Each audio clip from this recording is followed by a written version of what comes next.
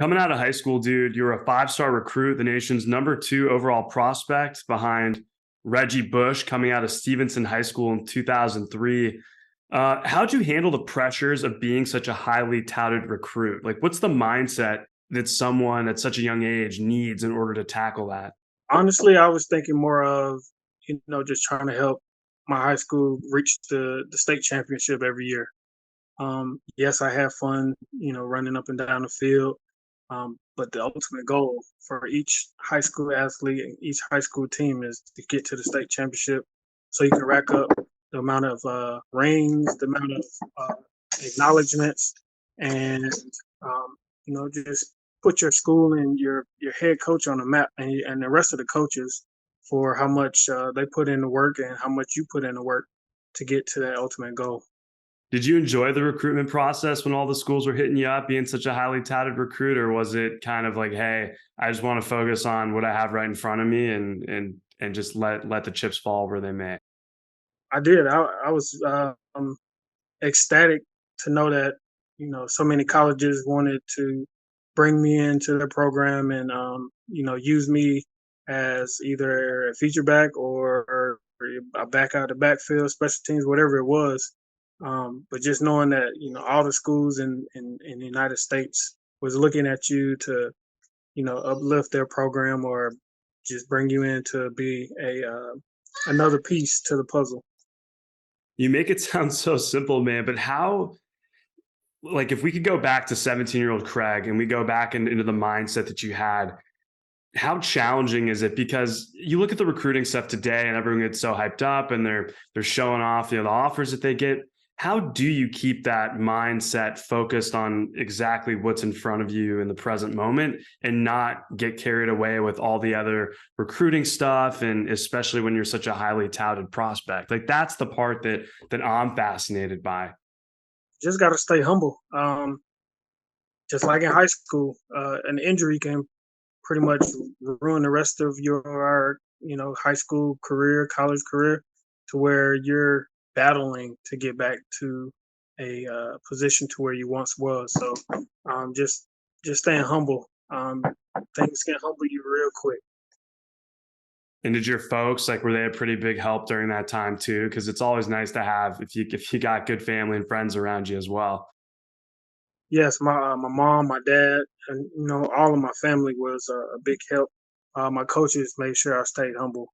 Um, without them, a lot of people number two in the nation. Oh, you this, that, and the other, and the third, and you get all special kind of treatment. You grow, you can get a big head real quick, real fast, and then, like I just said before, one injury can ruin that, or one mistake off the field can ruin that.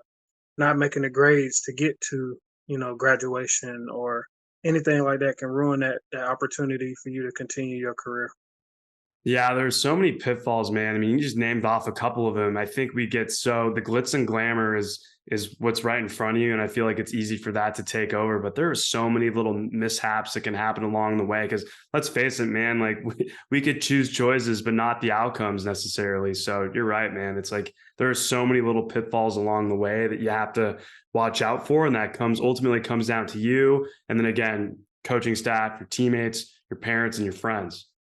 So you're in high school, highly touted recruit, University of Georgia comes in. What was it about former head coach Mark Richt and the Georgia staff that really stuck out to you and sold you on going to Athens? Visiting the campus, sitting down and talking with Coach Rick in our living room, talking to the running back coach, and his expectations of what he's expecting if when I came to the program, what he's looking for me to do, how he's trying to grow me into not only a better athlete but also a better man. How do you weed through that when you're talking to coaches and coaching staffs? How do you weed through like what's genuine and what's not? You have a sense of who is it felt like family, and that's what a big thing for me. I love I'm big on family, and that's what I was looking for. So I that's what I experienced with Coach Rick and the coaching staff throughout my years at Georgia. During your time at Georgia, Craig, you got on campus, you were injured a lot. how did you push through a lot of those injuries? Like what was it internally that got you to continue pushing through to play 4 years of college football? It was more of, again, trying to prove people wrong. That was one of my biggest things of motivation. People say you're injury prone and or you never get back to where you used to be, or you just can't do it anymore. So again, my biggest motivation was trying to prove people wrong, and just uplifting myself, motivating myself to know that I can be something great. And I'm sure too, like you kind of get the opportunity to channel all the hype going into college, then you get the injuries, and then again, people start saying you're injury prone. Did that kind of did kind of going back in time to the player that you were before, did that also kind of help channeling, the Kregg before the injury stuff happened? Of course, and then just having a running back room who loves to compete.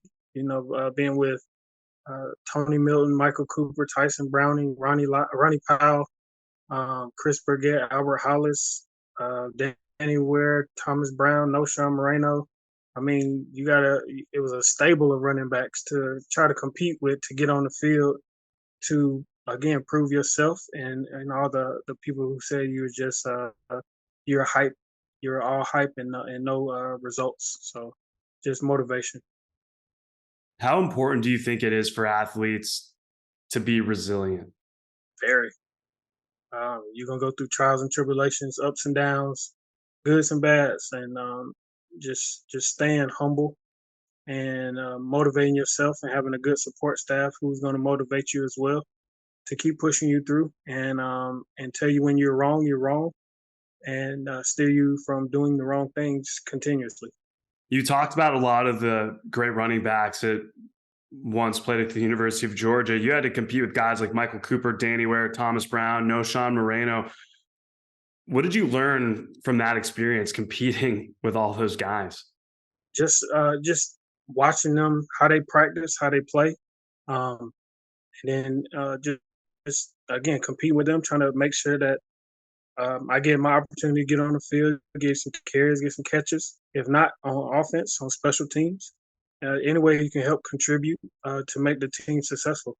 And that was one of the mottos that we had at Georgia: "Big team, little me." So sacrifice yourself for individual statistics to help the team out. It's a really great lesson to learn because it's easy to get immersed in that into the individuality of the position that you play. But I think that was the one thing I noticed from doing a little bit of my own background before I sat down with you today was that you did everything that you had to do to benefit the team. I didn't really see anything that was just me, or I. It was all about bettering the team. Once I got there, it was all hype, and then you get injured. What's your motivation then? Is it, or I'm just gonna give up and quit, or I'm gonna keep fighting to get back to where I once was, or get some opportunities to just assist and help the team out as best as I can. When we're channeling that resilient part of ourselves, we all have the ability. It's whether or not we tap into it. At least that's kind of what I believe. When you're tapping into that, how do you get through the dark moment in time? You get injured, and there's kind of always a low period before you build yourself back up to the high. What would you tell a younger version of yourself, or a young athlete now that was going through that, to help them push through those barriers and walls that we sometimes put up in front of ourselves? I would say first um, have a good support group, and also dig into that word, dig into let God move you, let God walk through you, motivate you, bring the light back into you, and then with that support staff, again having people that's gonna push you to get back to where you once was, not only on the field, off the field. Um, once you get once you fight through injuries, you can go to a dark place. But again, just motivate yourself. You gotta, again, like you said, have it inside of you, as well as have those external factors to push you through. When you got yourself back to that level, Craig, you get back on the field at Georgia. you score a touchdown in front of 90 plus thousand fans in Athens. What was that feeling like? Undescribable, I can say that. Just in the moment, all you hear is silence. But then once you cross that threshold of the goal line, you hear screams and uproars and just the rush of adrenaline that pumps through your body, knowing that you overcome a lot of obstacles. You've overcome boundaries, and you're back on the field playing, and you are in the end zone. Everybody wants to score a touchdown, get the ball in the hand, make something happen. So, I mean, it's undescribable. I love asking that question because I used to cover LSU when I lived out in Louisiana, and we'd have to film the game, and obviously you're right on the field for that. And that was the first time I went into Death Valley, and I was on the field in front of 100,000 fans. Even though I'm not playing, you're right next to the action. It was a surreal moment that I couldn't even explain for a while just as a camera guy on the field. And that's why I love hearing what it's like to actually be one of the players involved in a big play. During your time at Georgia, I know you had mentioned academics were always really important to you and your family. You ended up double majoring in consumer economics and housing. Why is it important for current male and female scholarship athletes to take advantage of the opportunity to have school paid for? First of all, it's not putting a burden on your family. Just paying for books, room and tuition, meals, and then transportation. That's all that is involved, and it's very expensive, especially now has how prices have increased to go to college now. So I mean, why not take advantage of the opportunity if you get a free scholarship?